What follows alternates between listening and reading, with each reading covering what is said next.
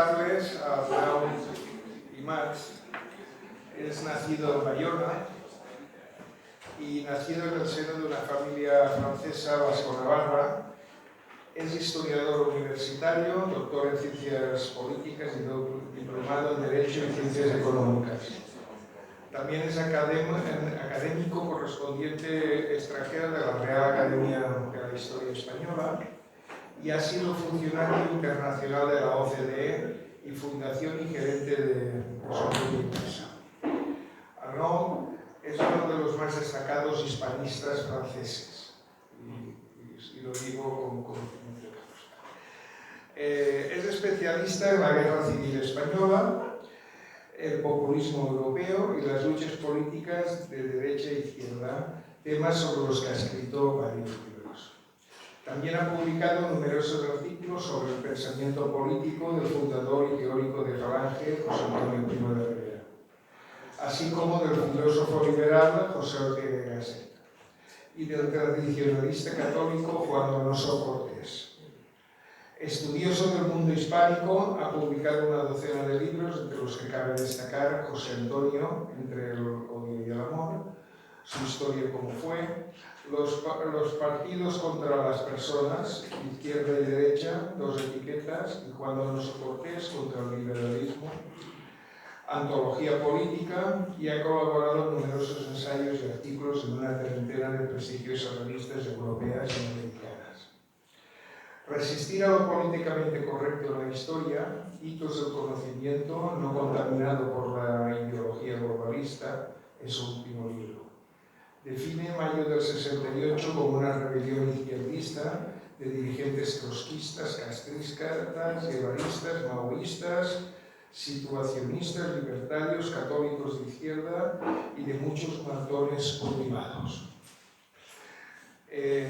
Rebelión acompañada por la cobardía de la clase política e intelectual y de una innumerable cohorte de oportunistas que, llegado el momento de las afirmaciones y negaciones soberanas, rehuyen siempre la responsabilidad. Se alistó en un regimiento de paracaidistas donde pudo comprobar que la opinión del verdadero pueblo francés, el mundo de los obreros y asalariados, el de los campesinos y pequeños artesanos y comerciantes, el mundo de sus compañeros de armas, coincidía con la visión que él tenía de lo que estaba pasando. En ese contexto, donde se encuentran dos capítulos en cierto modo ligados, en el que analiza el mayo del 68 y el que perfila la figura de Gaulle desde los momentos de su bibliografía militar hasta su dimisión y muerte. La conferencia, un hispanista francés en defensa de la verdad histórica, ha traducido al francés, que ha hecho muchísimo en pro de que en Francia se conozca la verdad histórica de Gaulle, la verdad histórica de España. Ha traducido a Dalmacio Negro, a Pío Moa, a Sánchez Saus, a Marcelo Bullo, y ha traducido los libros o ha tenido el honor de colocarlos. En fin, pido un aplauso para Arnaud y que nos...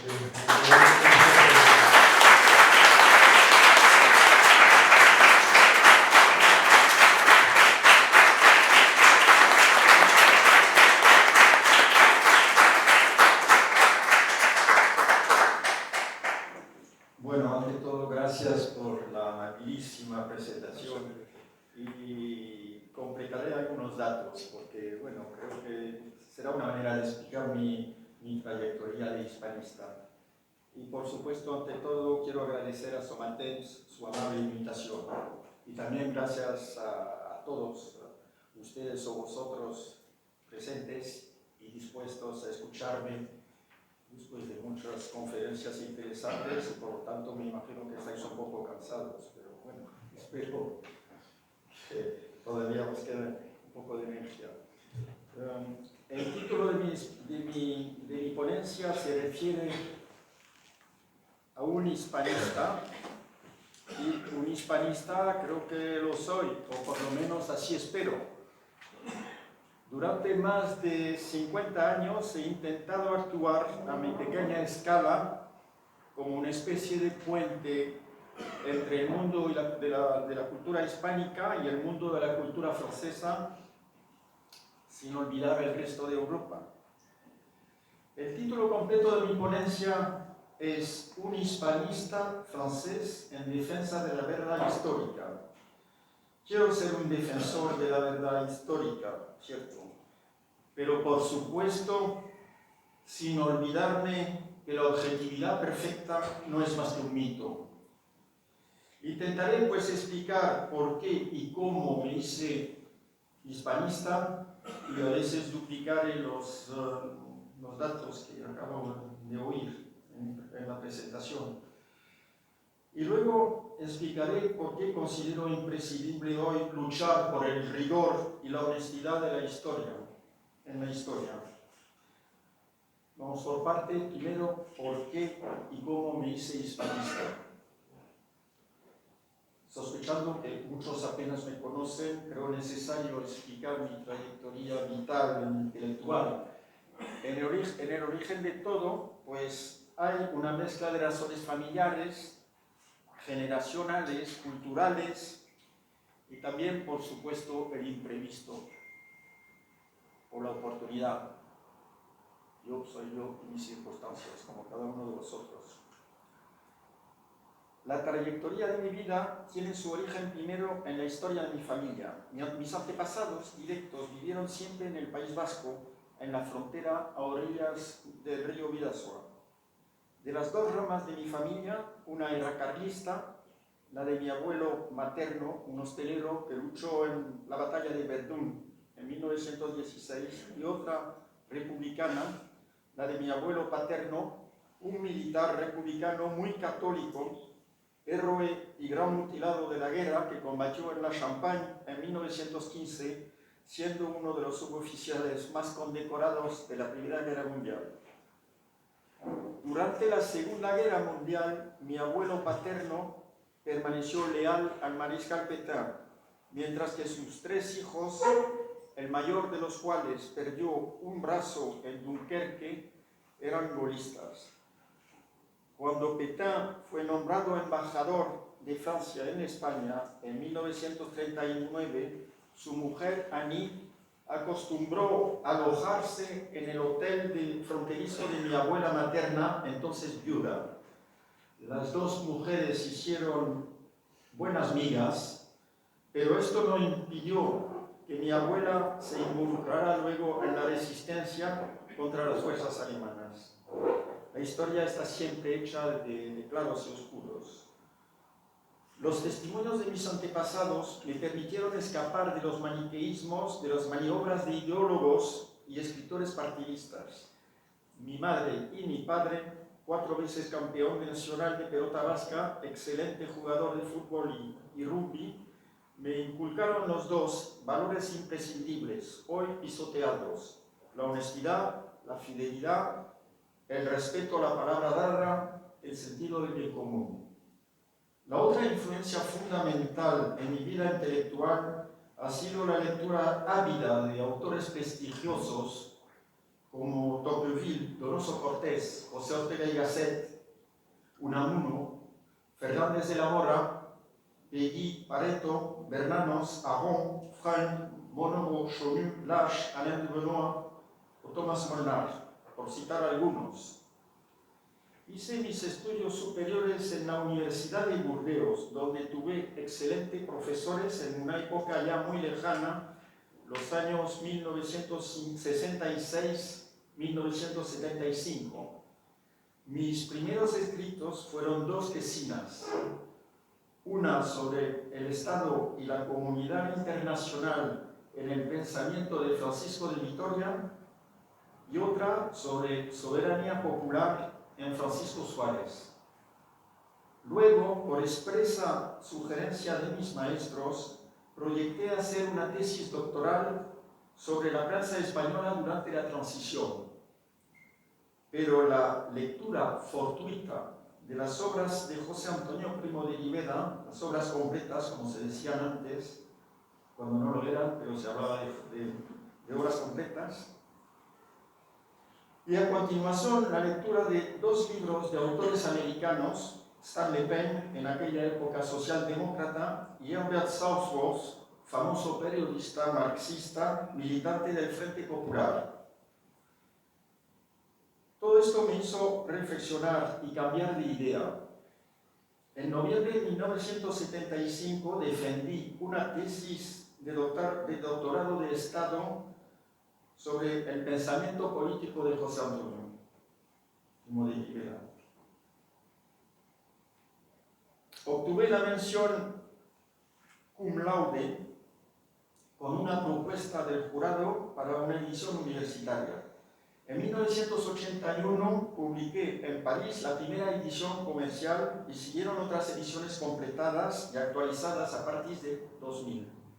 En España se publicaron 4 ediciones, 2003, 2 en 2006 y otra en 2018, siendo las 3 últimas tituladas José Antonio entre odio y amor.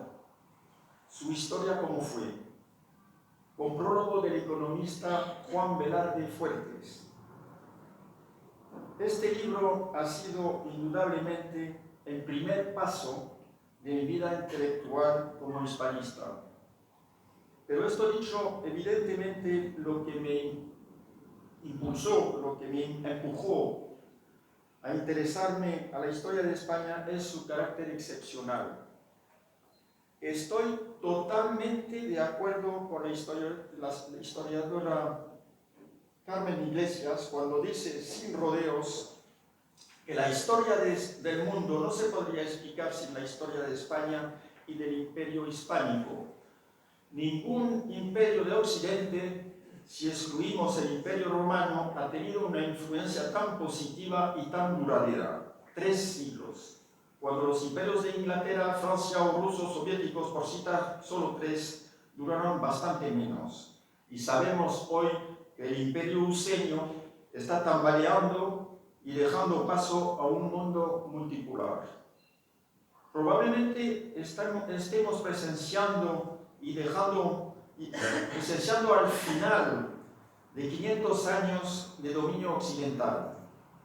Lo he dicho en muchas ocasiones y lo repito hoy. Yo me siento indefectiblemente vasco y francés, pero desde mis años juveniles soy un admirador de la historia de España.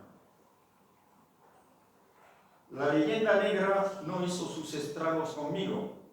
Las figuras de Isabel y Fernando o de Carlos V y Felipe II me parecen fascinantes, y no puedo decir lo mismo de Francisco I o Luis XIV. Quizás el único monarca francés comparable con los reyes católicos, Carlos V, sea San Luis IX, hijo de Blanca de Castilla. En 1968, en plena rebelión estudiantil, mi sensibilidad política era gaullista. Es decir, un patriotismo, para mí, un patriotismo ni de derechas ni de izquierdas, defensor de una tercera vía, ni capitalista ni comunista. Lo que me llevó a abandonar provisionalmente, como lo explicaron al principio en la presentación, la universidad para cumplir mi servicio militar en el prestigioso sexto regimiento de paracaidistas de infantería de marina. Digo prestigioso porque era el regimiento que saltó encima de Dien Bien Phu durante la guerra de Indochina, cuando no había ninguna, digamos, ninguna posibilidad de salir de esa trampa. Bien. Y volví a la universidad año y medio después. Mi generación, la del 68, considero que ha sido mortífera. Sus mayores representantes, los autollamados contestatarios, luego autoproclamados deconstructores, contribuyeron decisivamente a nutrir la oligarquía o casta política. Fueron en su mayoría mediocres, oportunistas y a menudo corruptos. Casi todos se precipitaron sin el menor escrúpulo en los pasillos del poder. Actuaron en mí como un revulsivo, con fueron como una vacuna, pero definitiva, contra la militancia política. Me convirtieron en un observador comprometido, sí, pero distanciado del mundillo político. Bueno, seamos justos, en dos ocasiones, en los años 1990, dos amigos, eran a su vez amigos de Chirac, el presidente, y de Pasqua y de Fillon, dos ministros, me incitaron a unirme a ellos, pero mis dudas duraron poco.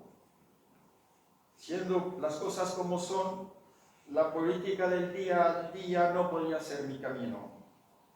Conviene también recordar aquí el contexto político de mis años juveniles, o mejor dicho, de los principales acontecimientos de la época que más me impactaron. Fueron los años de la descolonización, de la guerra de Indochina, de la guerra de Argelia, de la guerra del Vietnam, de la intervención franco-inglesa e israelí en el canal de Suez, la insurrección popular húngara contra el régimen comunista, el Concilio Vaticano II con el inicio del brutal declive de la Iglesia, la crisis de Berlín con el levantamiento del muro, la crisis de los misiles de Cuba, instalados en la isla después de la instalación de misiles Júpiter en Turquía, la guerra de los 6 días entre Israel y los países árabes, la invasión de Checoslovaquia por el Pacto de Varsovia, los acontecimientos de mayo de 1968, la muerte de Franco y la transición española, y más tarde la guerra soviéto-afgana y la caída del muro de Berlín, etcétera, etcétera. Todos estos acontecimientos han dejado su huella en mi mente. A principios de los años 1980 me interesé especialmente por el tradicionalista Juan Donoso Cortés y el liberal conservador José Ortega y Gasset, y publiqué en 1981 las primeras reediciones francesas con estudio, y hice los estudios introductorios de las principales obras que son el ensayo sobre el catolicismo, el liberalismo y el socialismo de Donoso Cortés y la rebelión de las masas de Ortega. Varios ensayos, antologías y artículos me permitieron contribuir a despertar el interés por sendos autores en Francia. Fue también entonces cuando establecí mis primeros contactos intelectuales, porque yo era un provinciano y de hecho no conocía a nadie en París, pero al principio, en esta época, empecé a contactar con intelectuales en círculos católicos tradicionalistas, como los de la revista La Pensée Catholique del abate Luc Lefebvre, y casi simultáneamente con responsables de la editorial Le Labyrinthe y las revistas de la Nueva Derecha de Alain Benoit. A partir de 1986, uno de mis temas favoritos ha sido la Guerra Civil Española, con el libro La Guerra Civil, la Guerra de España, porque en francés no decimos la Guerra Civil, sino la Guerra de España, la Guerra Civil revisitada. Bien, esto en 1989, prologado por mi amigo, el gran historiador, hispanista y académico, que a su vez ayudó a Renal Secher, y era el autor de una magna obra que se titulaba Sevilla y América, siglos XVI y XVII, no sé en cuántos volúmenes, una obra enorme. Y así di a conocer al público francés unos cuantos autores españoles desconocidos en el hexágono, es decir, Ricardo de la Cierva, Gonzalo Fernández de la Mora, los hermanos Salazar Larrazabal, Luis Suárez. En la misma época entrevisté a Ramón Serrano Suñer e hice que se publicaran sus memorias en París. A continuación publiqué numerosos artículos sobre el conflicto fratricidio español. Años después, en 2010, tuve la satisfacción de romper la omerta de 40 años que había afectado a Stanley Penn en Francia. Stanley Penn había publicado en la editorial Ruedo Ibérico, una editorial muy de izquierda, durante la época del franquismo, había publicado Falange, el Ruedo Ibérico, pero luego, como él se cambió de ideas y de socialista o socialdemócrata, se pasó al conservadurismo liberal. A partir de ahí, nunca le publicaron nada, 40 años. No le publicaron nunca nada en Francia. Bien. Publiqué y prologué su libro, que se titulaba en francés La Guerra Civil Española, la historia y la confusión de la memoria. Hice lo mismo en 2022 con el libro de Pío Moa, Los mitos de la guerra civil, el cual había sido igualmente víctima de una censura de facto en Francia durante 20 años. Y podría contar toda la historia porque tuve que encontrar una editorial, una editorial importante preparó la edición de su libro y al final cambiaron de idea después de tener el número ISBN, estaba todo previsto, pero al último momento decidieron no publicarlo y publicaron en vez de su libro las actas prologadas por un comunista, las actas de un coloquio que hicieron sobre la guerra civil en el mundillo de los universitarios franceses muy a favor del Frente Popular. Cuando hemos publicado el libro de Pío Moa, naturalmente se desató inmediatamente una violenta polémica, con ecos hasta en el periódico Le Figaro, un poco como el ABC aquí. Más de un centenar de universitarios franceses, partidarios declarados del Frente Popular, se movilizaron para manifestar su desaprobación, expresando su indignación y lanzando insultos sin ningún argumento serio contra los imprudentes responsables de la publicación de aquel bestseller o superventas. Así van las cosas en el Hexágono, pretendidamente el país de la libertad de expresión y de opinión.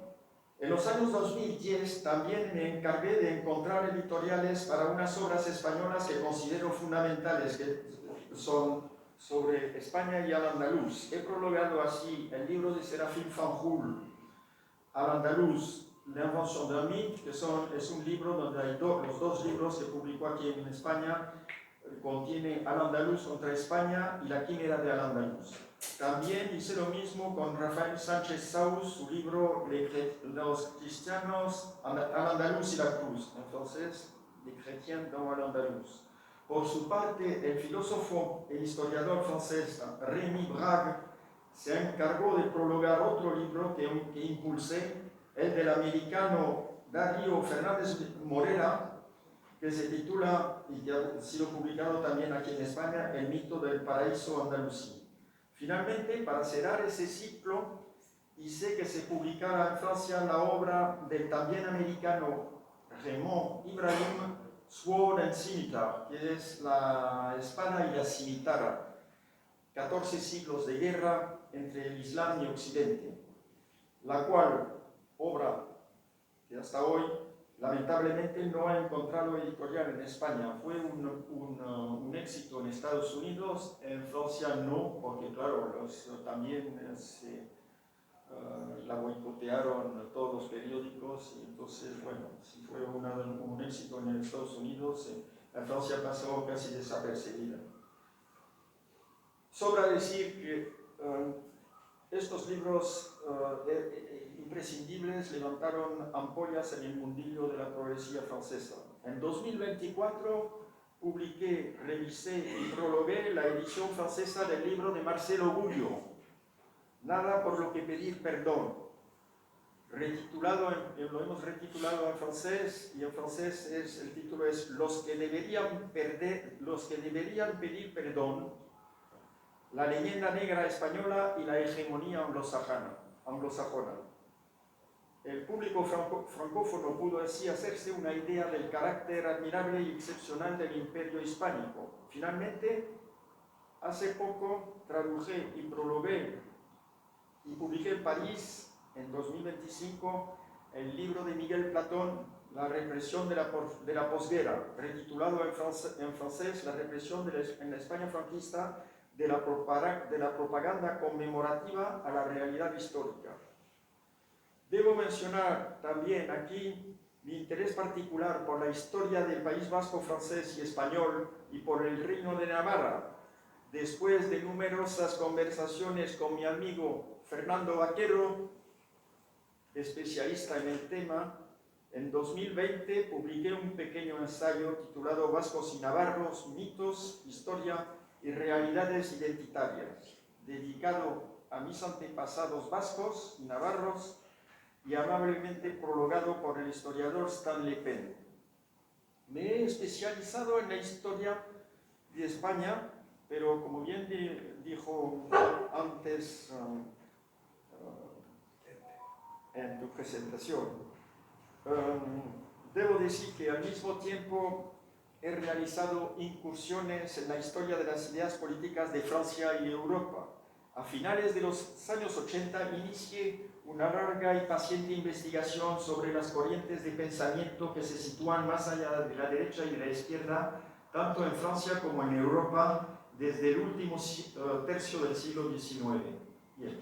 He publicado varios libros en español.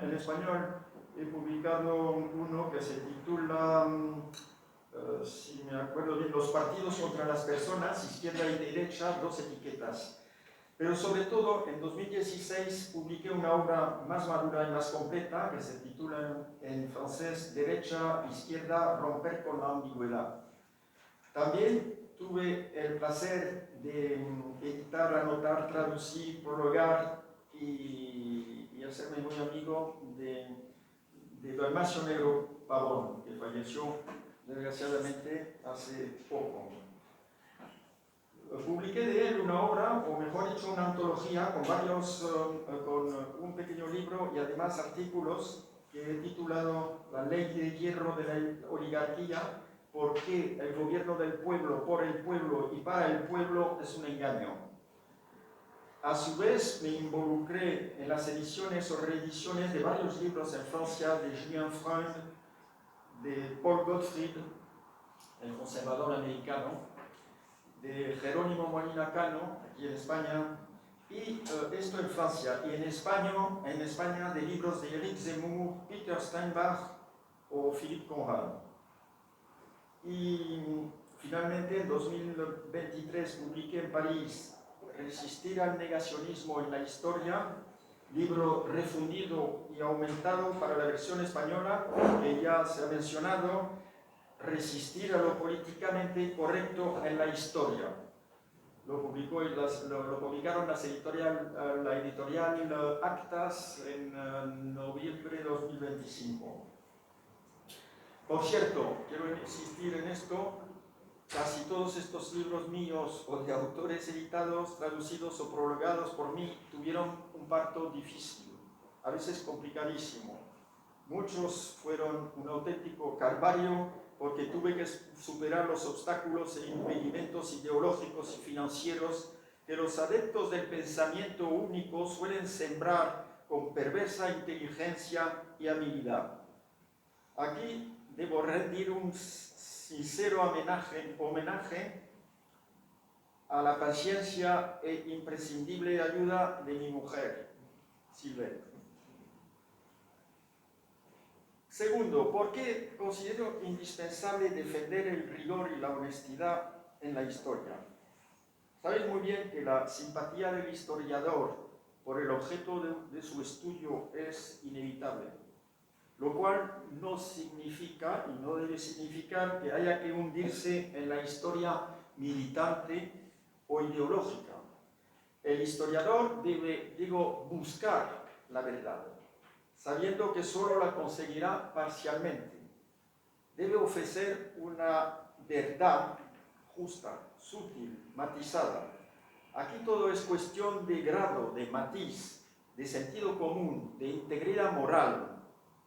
La reflexión histórica, como bien sabéis, es un esfuerzo retrospectivo de interpretación de los hechos para restablecer su lógica interna, su complejidad, para captar las leyes de causa y efecto. Pero naturalmente para eso, hay diversas interpretaciones que se pueden enfrentar, pueden chocar, oponerse y a veces muy violentamente. Pero esto solo ocurre cuando el debate es posible. El problema es que, desgraciadamente, la práctica actual, práctica cada día más extendida en Europa y Occidente, no solo entre los periodistas de los grandes medios de comunicación, sino también entre los académicos, se ha convertido en la del desprecio, el insulto, la estigmatización del adversario, la diatriba. El método científico y las tradiciones de rigor y honestidad y probidad son burlados sin cesar. Cuando se acepta el debate partiendo de la posición de que solo nosotros podemos presentar argumentos racionales o pertinentes, solo nuestras palabras son legítimas, entonces, por definición, ya no hay debate, y es lo que hacen. Todos sabéis que los ataques a la libertad de expresión, el terrorismo intelectual, la nueva censura política y cultural y la judicialización de la vida social son ya habituales. Todos sabéis muy bien los efectos nocivos, mortíferos de las llamadas leyes memoriales. En España hay 2. Sobre la guerra civil en Francia tenemos 5, condenando la provocación al odio, la refutación de los crímenes contra la humanidad, la trata negrera, ojo, la trata negrera condenando, la trata interafricana, esto no es lo mismo, no se considera de la misma forma. Estas leyes evidentemente dejan la puerta abierta a las más amplias interpretaciones por parte del Poder Judicial. Según muchos juristas, son inconstitucionales y atentan gravemente contra la libertad de historia y la libertad de expresión. Por desgracia, en Europa no tenemos el mismo apego que el pueblo estadounidense a la primera enmienda de su Constitución. Los americanos tienen muchos defectos, pero eso hay que decir que es algo muy positivo. ¿Y qué dice la primera enmienda de su Constitución? Pues dice, no se puede tocar. El Congreso no podrá hacer ninguna ley con respecto al establecimiento de la religión, ni prohibiendo la libre práctica de esta, ni limitando la libertad de expresión ni de prensa. Estos atentados a la libertad de expresión son más o menos el pan de cada día en el continente europeo. Ya sabéis que los obstáculos a las redacciones de las historias nacionales son constantes, y eso en los principales países de Europa. Las censuras, es evidente que las censuras políticas, económicas, culturales o religiosas siempre han existido en la historia.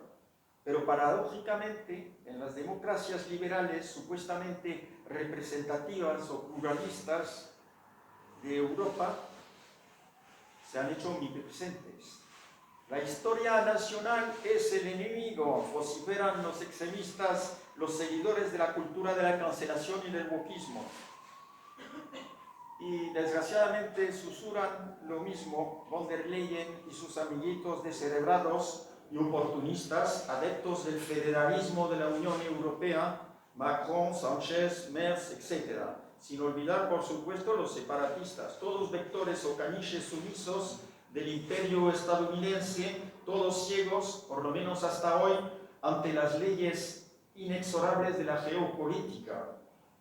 Rechazar la fatalidad de la dependencia de los mercados financieros y negarse simultáneamente a propugnar la utopía del mundo diverso, multicultural, sin raza, sin sexo, sin nación, ni cultura, es exponerse ipso facto a ser declarado racista, xenófobo, odioso, violento, machista, ultraderechista, fascista o nazi. y en consecuencia a ser expulsado del campo de la respetabilidad política y mediática. La policía del pensamiento único vigila, encierra y bloquea. En los grandes países europeos imperan cada día más el neorracismo, el feminismo radical, la interseccionalidad, la teoría del género, el comunitarismo, el decolonialismo, el indigenismo, el islamo-izquierdismo. Los europeos están todos convocados por sus pseudoélites al arrepentimiento, la autodestrucción, la autoflagelación y la deconstrucción de sus historias nacionales. Están convocados a inventar una nueva sociedad radicalmente diferente de las anteriores, una nueva sociedad pretendidamente plural, generosa y abierta. La globalización, dicen, permite superar el confinamiento de las fronteras, instaurar la paz, crear un hombre nuevo. Concepto que paradójicamente, el concepto del hombre nuevo, paradójicamente era propuesto antaño por el comunismo y el nacionalsocialismo hitleriano.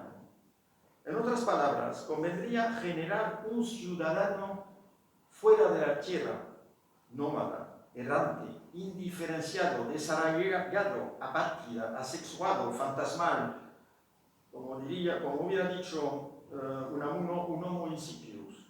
La utopía del ciudadano del mundo ha sustituido el advenimiento redentor del proletariado internacional de la doctrina marxista. Y ya tenemos a la vista el resultado.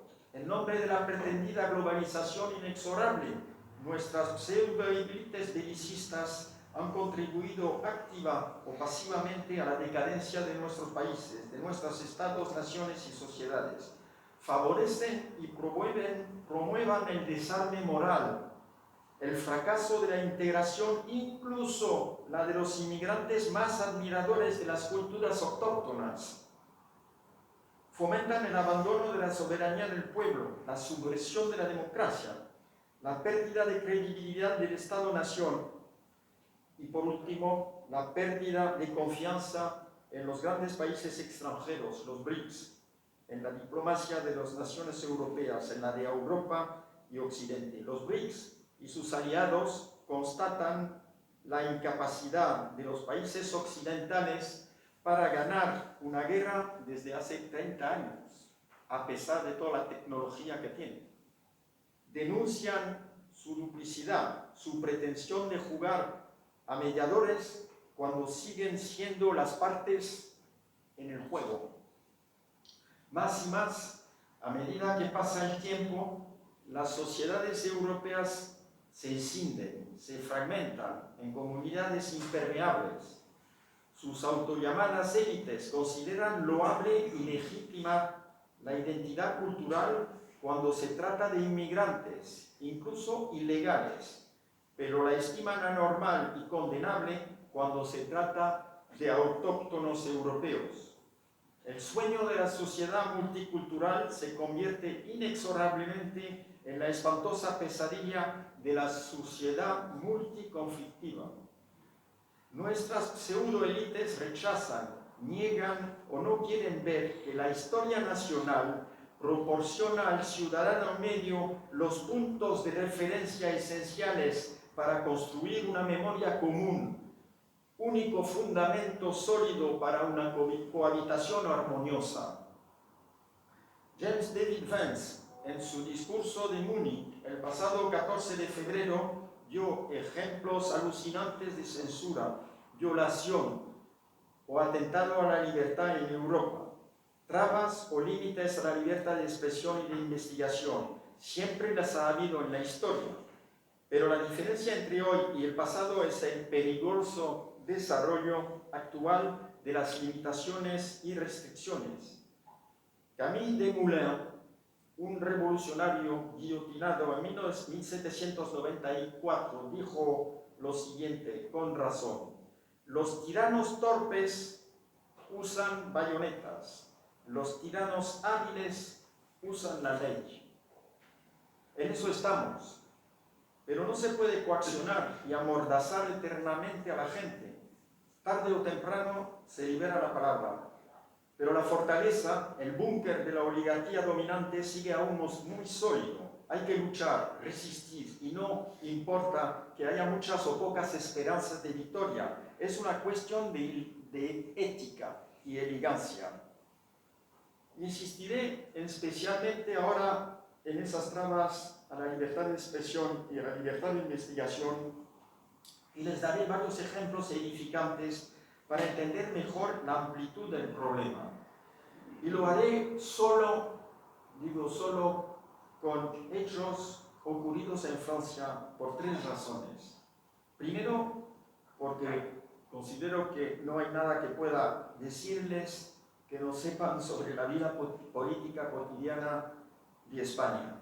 Segundo, porque así podré ser más incisivo sin quebrantar la cortesía.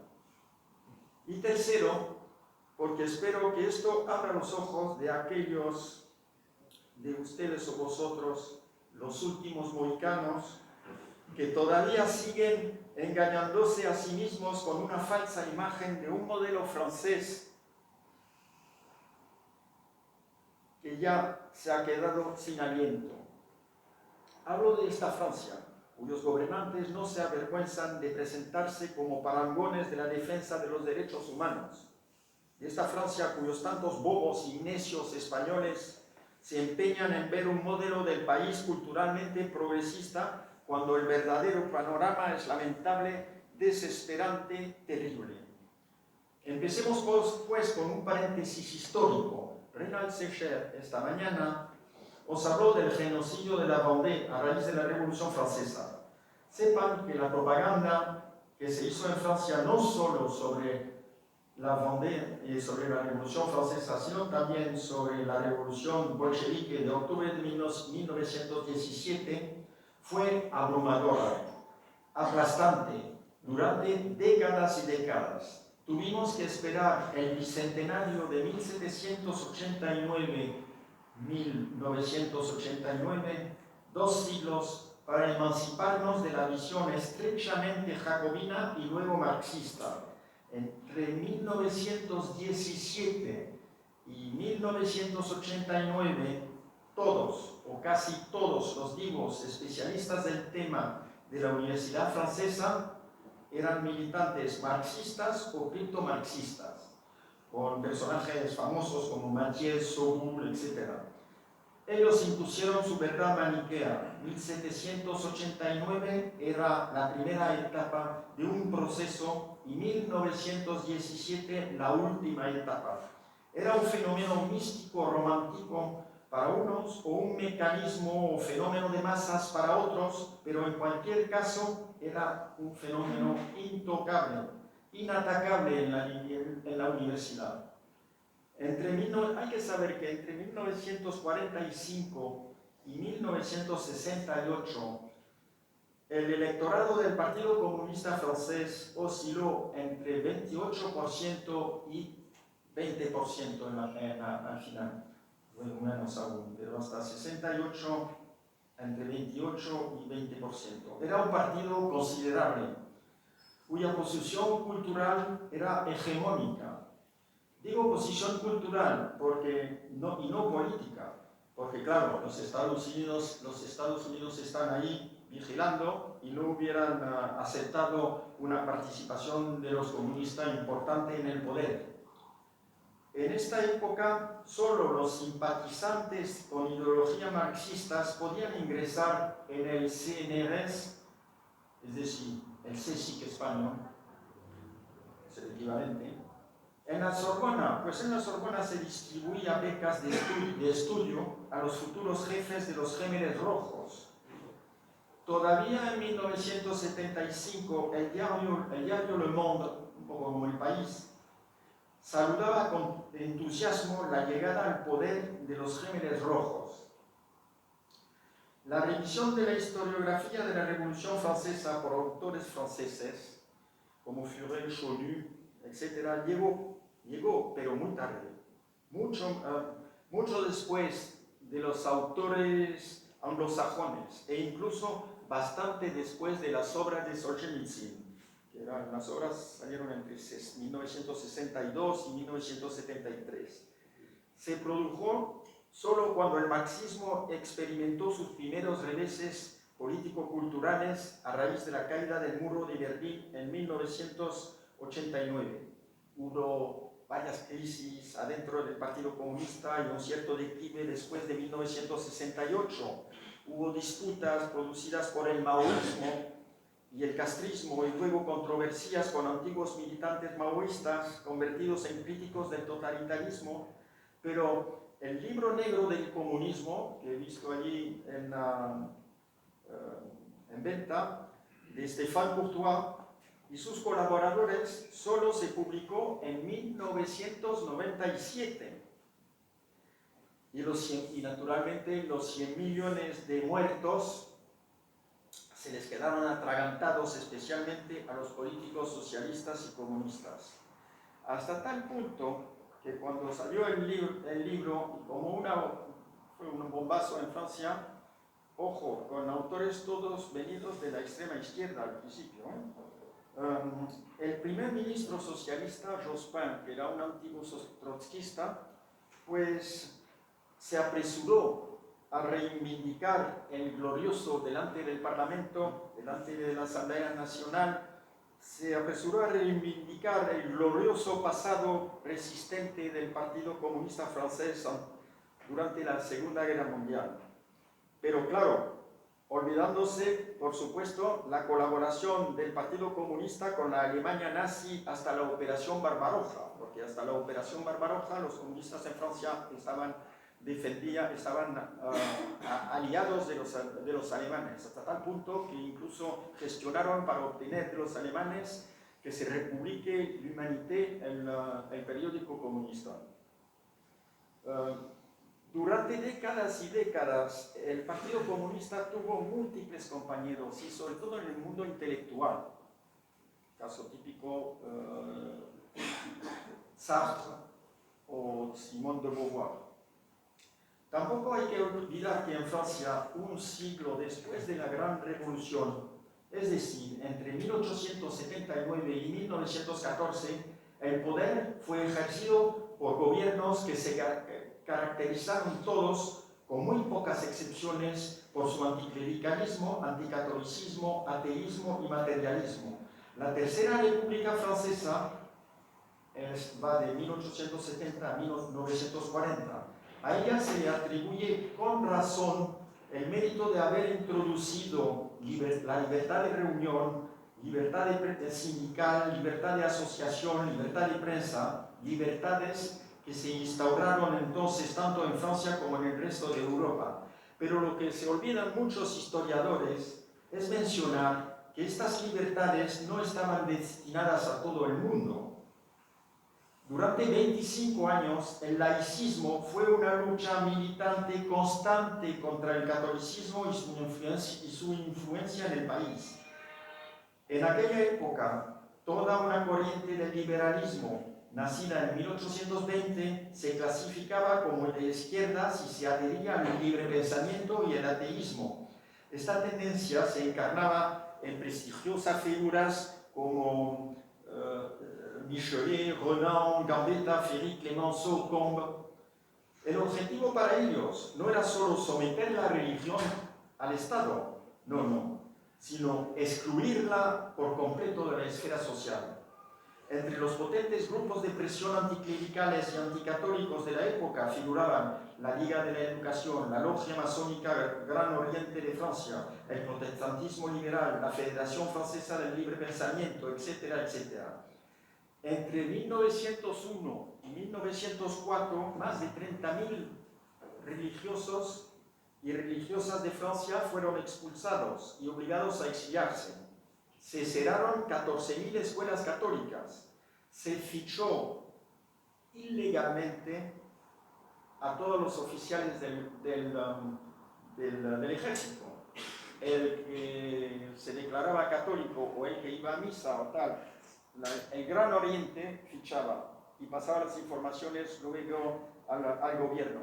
Y la carrera de esos militares, pues claro, en vez de se quedaban a nivel de comandante o tal, y a veces se veían obligados a dimitir, ¿no? También hubo el inventario de los bienes de la iglesia, y un inventario que se hizo con la fuerza, con el ejército. Y esto para poder luego expoliar de sus bienes a la iglesia. Hubo tantos militares así, con nombramientos a dedo, que en 1914, cuando Joffre, que fue el nuevo mariscal, que era el jefe mayor del ejército francés, pues al principio, como él era un verdadero militar, pues vio 400 jefes y generales y tal, dijo, no, incompetentes, y no pueden seguir allí porque ya los alemanes no van en plan de broma. Dejemos de lado el episodio de Vichy, es un tema tabú en Francia, como lo es la expansión colonial, calificada por el triste Macron durante una visita oficial en Argelia y sin la menor sutileza de crimen contra la humanidad. Esto lo dijo en Argelia, delante de los aparichiques del régimen argelino. Sobre Vichy solo mencionaremos aquí las reacciones histéricas de muchos periodistas y universitarios en los grandes medios de comunicación cuando el periodista Éric Zemmour, citando el trabajo del historiador y rabino franco-israelí Alain Michel, se permitió criticar severamente la doxa del historiador americano Paxton y de sus discípulos franceses. Estos últimos suelen afirmar que el Estado francés no solo colaboró con los alemanes, sino que incluso se anticipó a todos los órdenes antisemitas alemanes, etc. Bueno, interpretaciones altamente discutibles, pero para ellos esto es palabra de Dios y no se tiene derecho a contradecirles. También pasó por alto la cuestión espinosa de la traición persistente y total de los valores del gaullismo por parte de unos pretendidos discípulos convertidos en corifeos del liberalismo, de la OTAN y del federalismo europeo. El caso de Sarkozy, el tejano, como lo llamaban, es arquetípico. En 2005, el presidente Chirac y su gobierno concedieron por última vez al pueblo francés un referéndum, siendo el referéndum el instrumento de gobierno preferido del gaullismo. El pueblo votó claramente no en el referéndum sobre el tratado estableciendo una constitución para Europa, y lo hizo con 55% de los sufragios. Bien, 2 años después, con el beneplácito de toda la casta política de derecha y de izquierda francesa, el presidente Sarkozy hizo que el Parlamento votara un texto sensiblemente idéntico, lo dijo Giscard d'Estaing, evitando así el riesgo de un nuevo referéndum, pero violando descaradamente la soberanía del pueblo y por tanto la democracia. Pero dejemos el pasado y volvamos a ejemplos extraídos del presente, de la actualidad. El 1 de marzo de 2025, la ARCOM, que es la Autoridad de Regulación del Audiovisual, una institución liberticida dirigida por amiguitos del poder, cesó el canal de televisión C8 porque el tono y la línea editorial del periodista estrella no les gustaba.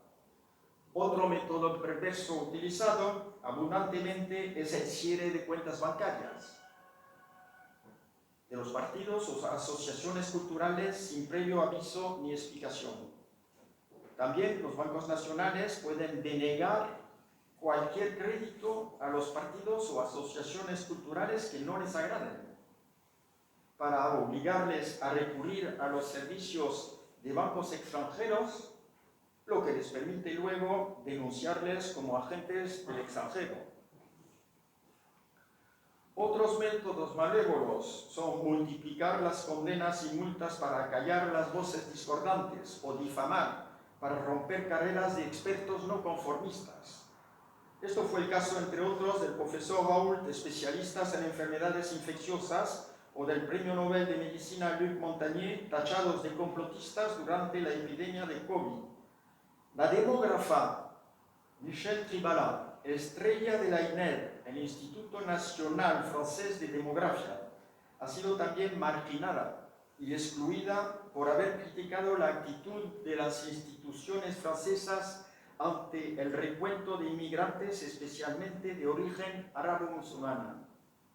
Nada nuevo bajo el sol. He conocido años antes de los casos de Julien Freund y Jules Monneau y Simon Ley, sociólogos, politólogos de primera categoría, que han experimentado también las mismas dificultades, marginación y porque habían investigado temas políticamente incorrectos, y eso hace 30 años. En la Universidad Francesa se multiplican los casos de conferencias prohibidas. La filósofa Sylviane Agacinski, que por cierto, paradójicamente, es la mujer del ex primer ministro Jospin, de que hablé antes. Bien, se le fue prohibido una sala por haber querido expresar un punto de vista crítico sobre los vientres de alquiler. A Françoise Bergeau-Blaclair le pasó lo mismo por haber publicado un libro de alerta contra la Asociación Fundamentalista de los Hermanos Musulmanes. A mí me pasó lo mismo, pasó exactamente lo mismo en la Sorbona, pidimos una sala, un sindicato de estudiantes para mi libro sobre derecha y izquierda, con otro profesor conocido, Olivier Dard. Y bueno, pues se escribió el decano que no podía ser, porque yo había escrito un artículo y lo sacaban de una revista muy pequeña, y ella a su vez recogía una entrevista que había hecho en Le Figaro. Bueno, pues por eso dijeron, como no citaron a Le Figaro, pero citaron a una revista ya más comprometida, y dijeron, mira, este escribe en esa revista, con lo cual aquí no lo queremos. Bien. Y sin embargo, 15 días antes habían tenido una conferencia precisamente con un representante de los hermanos musulmanes, y no planteó ningún problema. En cuanto al delicado problema del aborto, autorizado en Francia hasta 14 semanas, como en España, no faltan miembros electos del Parlamento, autollamados progresistas, para pedir sin tregua que se amplíe el plazo, como en el Reino Unido, a 23 semanas o incluso a más de 26 semanas, como en algunos estados de los Estados Unidos. Ya quizás recordáis el caso en Inglaterra de Isabel Vaughan, la pobre mujer estuvo cerca de un hospital donde practicaban abortos, y estuvo ahí rezando, pero de pie y silenciosamente. Y se le ocurrió decir al policía que le pregunta qué hace aquí. Pues estoy rezando. Ah, usted está rezando. Pues llamaron 6 policías, se la llevaron, le dieron una paliza y se la llevaron a la cárcel. Luego la soltaron. En fin, todo eso porque en su cabeza estaba disconforme.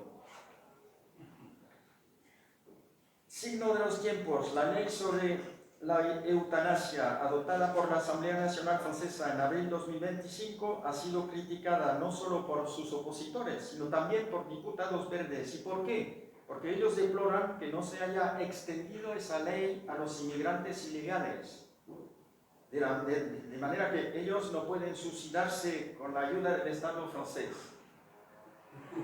O sea, únete a nosotros, querido inmigrante, y acabaremos contigo legalmente. Esto parece una pesadilla, pero es una realidad. En la educación nacional francesa, 70-80% de los maestros de escuelas y profesores de liceos son progresistas. La agencia Francia Prensa, la AFP, está subvencionada por el Estado y también lo ha sido por la USAID. Toda la gran prensa francesa censura la información alegremente, cambia sistemáticamente el nombre de los, ¿cómo se dice? De los delincuentes y asesinos. Jamás van a decir Mohamed X, no, siempre dirán Pedro X o Pablo X o Juan X.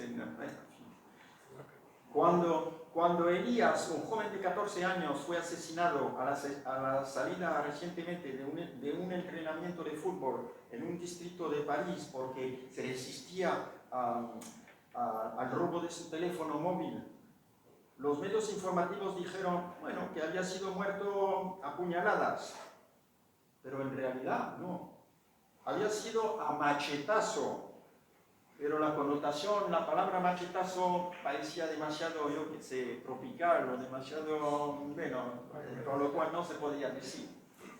En la dulce Francia se producen no menos de 140.000 agresiones con arma blanca al año, es decir, 120 al día. Existen en Francia 14 escuelas públicas de periodismo, 12 son abiertamente defensoras de la ideología woke. 70% de los estudiantes de periodismo se definen como izquierdistas o mejor, ultraizquierdistas.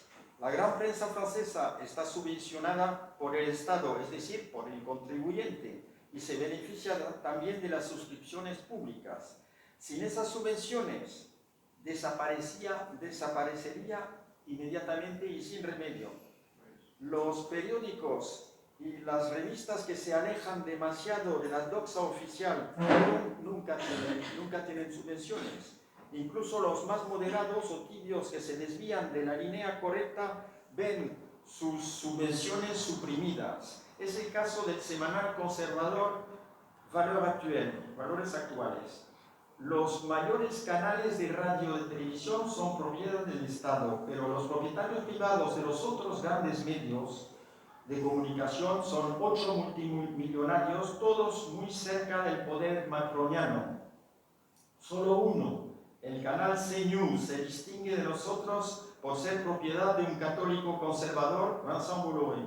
CNews es un canal anti-inmigracionista, sionista y rusófobo, y es la obsesión, la bestia negra de la progresía por ser opuesto a la inmigración salvaje. CNews capta apenas 3% de la audiencia, pero es lo suficiente para que sus adversarios pidan continuamente su supresión. No hay que olvidar que el servicio público francés cubre el 22% de la audiencia y que dichas radios y televisiones públicas están dominadas por editorialistas y comentaristas progresistas. Si a esto añadimos que toda la profesión periodística es masivamente de izquierdas o progresistas, las consecuencias se dejan sentir en el contenido de la información. Los medios de comunicación franceses son políticamente muy parciales. A veces es mucho mejor leer la prensa mexicana porque es más plural. Pero no solo se trata de la gran prensa, sino también del sistema educativo, de las universidades, de las principales instituciones culturales, de la comunidad de investigación científica y del poder judicial. En Francia son todos claramente dominados por la autollamada progresía. Todas estas instituciones informan a la sociedad, es decir, conforman el pensamiento de los ciudadanos desde la infancia hasta la edad adulta. Todas tienen una abrumadora orientación ideológica. Son vectores del terrorismo intelectual. Muchos repiten, bueno, no hay que exagerar, que la ideología woke es solo un fantasma. Perdonen que les diga, la pareja Macron es una pareja woke. No lo dicen, pero actúan en consecuencia. Nombran embajadores LGBT en África y luego hay necios que se sorprendan del odio de los africanos hacia Francia y de su preferencia por China, Rusia y Turquía. Cuando Macron visita una escuela de niños, lo primero que se le ocurre preguntar es: ¿hay algunos de vosotros que tienen padres del mismo sexo? Contesta una niña, esto visto en la televisión, me hizo mucha gracia, una niña contestó: ¿qué? Eso le respondió una niña cuyo cerebro no había sido todavía aún lavado. Acuérdense también de la ceremonia de apertura de los Juegos Olímpicos con los drag queens. ¿Quiénes serán entonces los mayores responsables? Pues el historiador del Collège de France, el globalista Patrick Boucheron y el artista queer homosexual Thomas Joly, dos amigos de Macron. Emmanuel Macron y Brigitte se conocieron cuando tenían respectivamente 14, y no como se suele decir 15, 14 años y 39 años. Pasemos por alto los incesantes rumores sobre dicha extraña relación que circulan por todo el mundo, pero es fácil entender por qué los repetidos escándalos de pederastia entre los altos funcionarios franceses no van a ser reprimidos seriamente. Es cierto que entre 1968 y 1990 las apologías de la pederastia eran habituales en la prensa francesa. Recordemos, pues, el caso en 2021, y no es un caso cualquiera, del pedófilo Olivier Duhamel, que era ex consejero de los diferentes presidentes del Consejo Constitucional, ex presidente de la Fundación Nacional de Ciencias Políticas y ex presidente del Club El Siglo, el Club del Siècle. Es una asociación reagrupando los principales dirigentes políticos, económicos y culturales de Francia. Era también un amigo de los Macron. ¿Y qué me decís de las películas woke que se rodan en Francia? Todas por una. Ha sido la adaptación femenina de Los Tres Mosqueteros. Tuvo 14.000 entradas y costó 10 millones de euros, pagados en buena parte por el contribuyente. Un bodrio. Pero claro, nos explicaron un fracaso por el complot, la conjuración de la extrema derecha. El tribunal de Bobigny condenó muy recientemente a la Caisse d'Assurance Maladie, que es el seguro de enfermedad, por negarse a reembolsar el coste de la extirpación de los pechos de una mujer que afirmaba ser hombre. Su disforia de género había sido reconocida como enfermedad de larga duración. Bueno, pues le dieron 5.000 euros y más 3.000 de indemnidades y tal, por eso. 19% de las mujeres y el 8% de los hombres franceses de 18 a 29 años no se definen ahora como heterosexuales. Entre 2015 y 2023, el número de personas de entre 20 y 29 años que se identifican como bi o pansexuales se ha multiplicado por algo más de 6. Ahora representan el 4% de los hombres y el 14% de las mujeres. Bienvenidos al mundo de los zombies. Durante 40 años se ha perseguido por la justicia la palabra gran reemplazo para referirse a la inmigración árabe-musulmana. Sin embargo, hoy 65% a 70% de los franceses, según los sondeos, declaran tener un sentimiento de submersión o de invasión. Pero se dice que es un sentimiento, no es una realidad, es solo un sentimiento. Ni que decir que nunca se les concederá un referéndum sobre el tema, pues el poder lo considera y lo dice inconstitucional. Y mientras tanto, el islamoizquierdismo está en pleno auge. 46% de los jóvenes de 18 a 19 años dicen ignorar lo que es la Shoah. La izquierda ha abandonado la clase obrera desde 2010 y la derecha ha abandonado la familia, la religión y los valores tradicionales para centrarse únicamente en los intereses económicos. El Estado francés está en quiebra. Francia es ahora una potencia de tercera categoría. El sistema social y educativo, la sanidad, la policía, la justicia y el ejército están en ruina. Macron habla mucho de la intervención francesa en el frente con los rusos en Ucrania, pero podríamos poner 10.000 hombres, 10.000 hombres y ocupar 100 kilómetros, y son 2.000 kilómetros, 100 kilómetros apenas podrían defender. Y si se matan los 10.000, pues ya no hay nada, porque detrás, para que haya 10.000 en el frente, se necesita 20.000 más detrás en apoyo, con la intendencia y tal. Bueno, pues después de 10.000, las mejores unidades, pues no quedaría nada. El colapso demográfico es obvio, la criminalidad incontrolable, el empobrecimiento de las clases medias visible, el narcotráfico nunca ha sido tan próspero, se dice ahora que es uno de los países con más narcotráfico de toda Europa. La tributación en Francia es la más alta de la OCDE, 48% del PIB, en España es de 38% y en Alemania de 41%. La deuda pública se eleva a 3.305 millards de euros, no sé, son 3.300 billones de euros, creo. O sea, 115% del PIB. Francia ha sido expulsada de África. En la escena internacional dominada por Estados Unidos y los BRICS ya no cuenta para nada. Perdió sus joyas industriales, sus buques insignias de la industria en manos de la USA.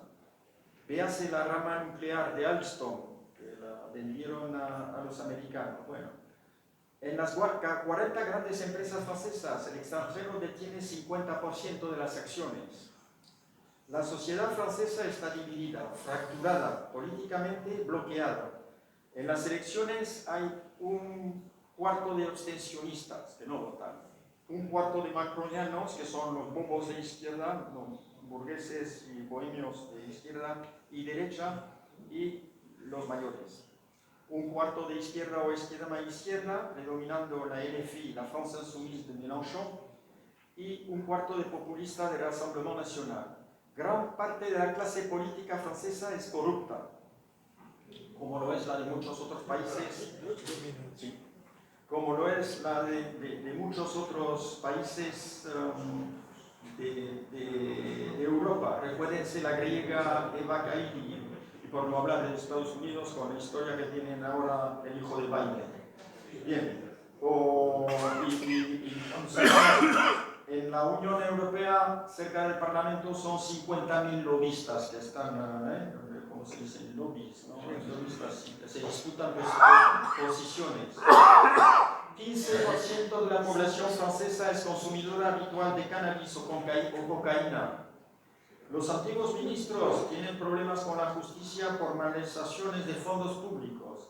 El amigo de Macron, ojo, el amigo de Macron, hoy presidente del Consejo Constitucional, Richard Ferrand, no ha sido perseguido por la justicia por haberse declarado prescrito su delito de apropiación indebido de intereses. Una historia, bueno, la podría contar, pero no haya demasiado tiempo.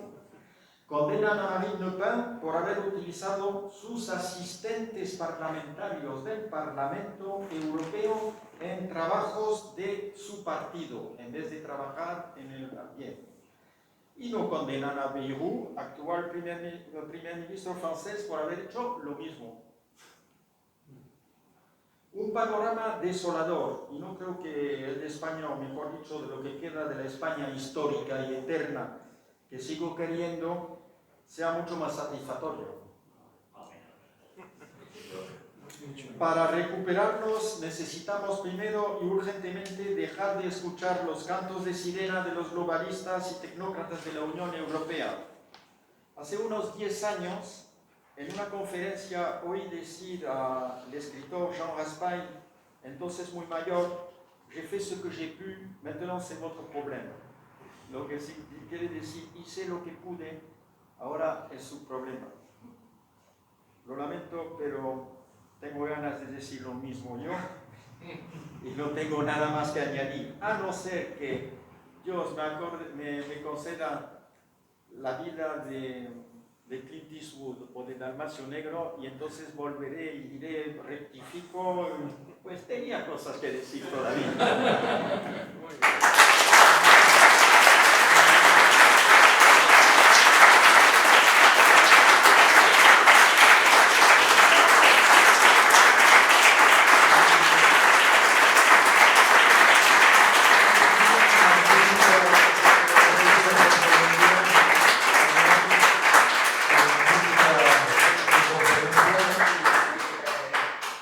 La verdad que los españoles vemos a Francia poco idealizada.